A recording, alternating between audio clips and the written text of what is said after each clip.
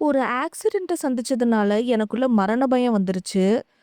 அந்த மரண பயத்திலிருந்து விடுபட என்னதான் தீர்வுன்னு நம்ம நேயர் ஒருவர் கேள்வி கேட்க, அதுக்கு நம்ம ஐயா என்ன பதில் சொல்றாருன்னு பார்க்கலாங்களா?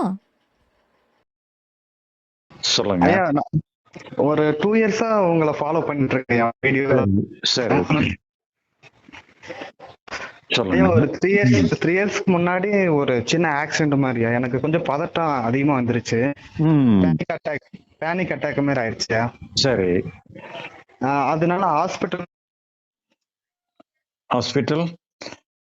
இறந்துருவாங்க பேட்டர்ன்லாம் எடுத்துட்டாங்க அவங்களே. ம். இதுதான் ஒரு பெரிய இன்சிடென்ட் எனக்கு லைஃப்ல நடந்ததுல ரொம்ப பெருசா. எனக்கு நான் இறந்துருவேன் அப்படின்னு ரொம்ப நானே நம்பிட்டேன். ம். அந்த அந்த ஸ்டேஜ் இதுதான். சரி. அப்ப இருந்து இப்ப வரைக்கும் எனக்கு அந்த பயம் வந்து உடம்புல இருக்குயா. ம். அப்புறம் மனசுலயும் அதை பத்தியே தாட் வந்துட்டே இருக்குயா. ம். நான் நடந்து போகும்போது கீழே விழுந்துருவேன், இல்ல சாப்பிடும் போது இறந்துருவேன். அந்த இறந்துருவேன்ற ஒரே ஃபீல் தான் இருக்குயா உடம்புல. ம்.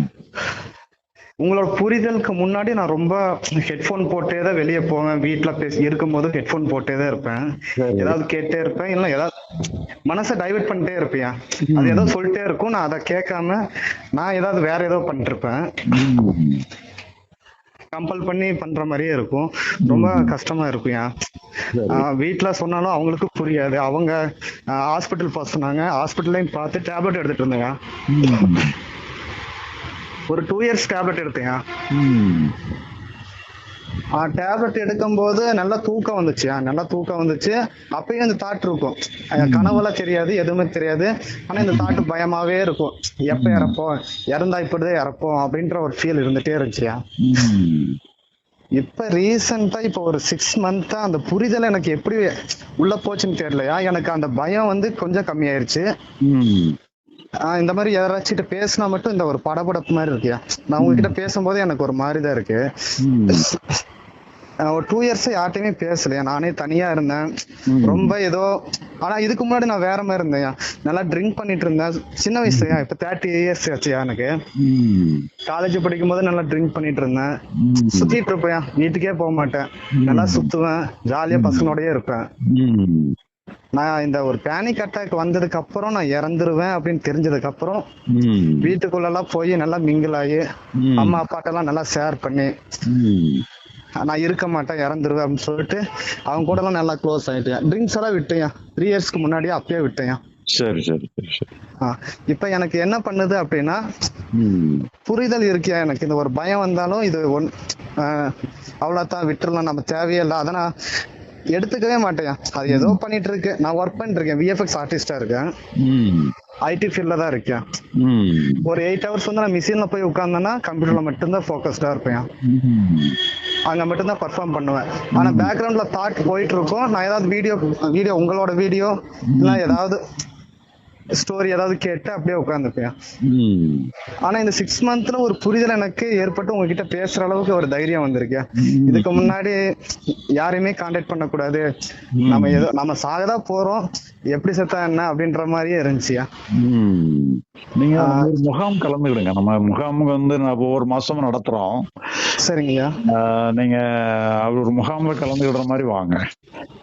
சரிங்கய்யா. இந்த மாசத்துல முகாம் முடிஞ்சு போச்சு. சரிங்கய்யா. ஜூன்ல தான் முகாம் இருக்கும். ஜூன் கடைசியில தான் இருக்கும். சரிங்கய்யா. நீங்க ஒரு முகாமில் கலந்துக்கிடுங்க. கலந்துக்கிட்டு உங்களுக்கு ப்ராப்ளங்கள் எல்லாம் கொஞ்சம் எல்லாமே உங்களுக்கு அட்வைஸ் பண்ற மாதிரி இருக்கும். சரிங்கய்யா. உங்களுக்கு முன்னால ஒருத்தர் பேசினார் இப்ப கொஞ்ச நேரத்துக்கு முன்னால. சரிங்கய்யா. அவர்கிட்ட டிஸ்கஸ் பண்ணதும் உங்களுக்கு அனுப்பி வைக்கிறேன். சரிங்கய்யா. கொஞ்சம் கேட்டு புரிஞ்சுக்கிடுங்க. புரிஞ்சுக்கிட்டு உங்களுக்கு எதுவும் டவுட் இருந்ததுன்னா பழையபடி கூட நீங்க ஃபோன் பண்ணுங்க. சரிங்க ஐயா. நீங்க ஹலோ. ஐயா, நான் இப்ப இவ்வளவு சொன்னேன்லையா, இப்ப எனக்கு ஒரு புரிதல் ஏற்பட்டனால இவ்வளவு நான் உங்ககிட்ட ஷேர் பண்ணேயா. இதுக்கு முன்னாடினா நான் அழுதுட்டே இருப்பேன். என்ன அறியாமையே எனக்கு பதட்டம் வந்து பயம் வந்து கண்ணுல தண்ணி வந்து அழுதுட்டே இருப்பேன். அதை இதை சொல்ல கூட கூடாது. அம்மா மடியில படுத்துட்டு அழுதுட்டே இருந்தேன். ஏன்டா அப்படின்னு கேட்டா நான் சொல்ல கூட மாட்டேங்கிறேன். நான் எப்படியோ இறக்குற மாதிரி இப்படிதான் இறப்பாங்களா அப்படின்ற ஒரு ஃபீல்லே இருந்தேன் அந்த ஒரு 6 மாசமா. சரி சரி சரி. இப்ப எனக்கு புரிதல் ஏற்பட்டுருச்சுன்றதை நான் கன்ஃபார்ம் எப்படி பண்ணிக்கிறது எனக்கு தெரியலையா. சரி, அது உங்களுக்கு பிரச்சனை எல்லாம் சால்வ் ஆயிட்டுன்னா உங்களுக்கு புரிதல் ஏற்பட்டுச்சுட்டு அர்த்தம். பிரச்சனைகள் சால்வ் ஆகாம இன்னும் கொஞ்சம் கொஞ்சம் இழுத்துக்கிட்டு இருக்குன்னு சொன்னா புரிதல் வந்து அறகுறையா இருக்குன்னுட்டு அர்த்தம். இருக்குன்னு அர்த்தம். எந்த ஓகேங்க. அளவுக்கு புரிஞ்சிருக்கோ அந்த அளவுக்கு பெனிஃபிட் கிடைக்கும். நல்லா புரிஞ்சுக்கிட்டீங்கன்னு சொன்னா நல்லா பெனிஃபிட்டா கிடைக்கும், இல்லைன்னா அறகுறையா கிடைக்கும். ஓகே. இப்ப நம்ம மனசளவுலதான் புரிஞ்சுக்கிட்டேன். இப்ப ஒரு மைண்டா நான் தெரிஞ்சுக்கிட்டேன், எனக்கு வேலை இருக்கு, வேலையை தான் நான் பார்க்க போறேன், இதான் பண்றேன் அப்படின்னு தெரிஞ்சு கிளியரா இருக்கேன்.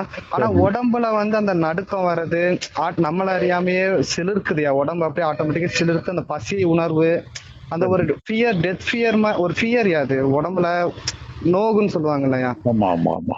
அந்த மாதிரி வயிறு எல்லாமே பெரட்டுற மாதிரி இருக்கு. அது வந்து ஆட்டோமேட்டிக்கா வந்து போயிட்டு இருக்கு, அந்த ஒரு குறிப்பிட்ட நேரம் மட்டும் வருது. சரி, நான் போறது அதான் ஒரு ஆடியோ அனுப்புறேன்னு சொன்னேன் பாத்தீங்களா? ஆமாங்கய்யா. நீங்க அதை கொஞ்சம் போட்டு கேளுங்க. சரிங்கய்யா. சரிங்க. எப்படி நீங்க அதை அதுல என்ன புரிஞ்சுக்கிட்டீங்கிறத எனக்கு சொல்லுங்க. ஏன்னா இல்லைன்னா அதை அவர்கிட்ட சொன்னதே திருப்பி உங்களுக்கு சொல்ல வேண்டியிருக்கும்.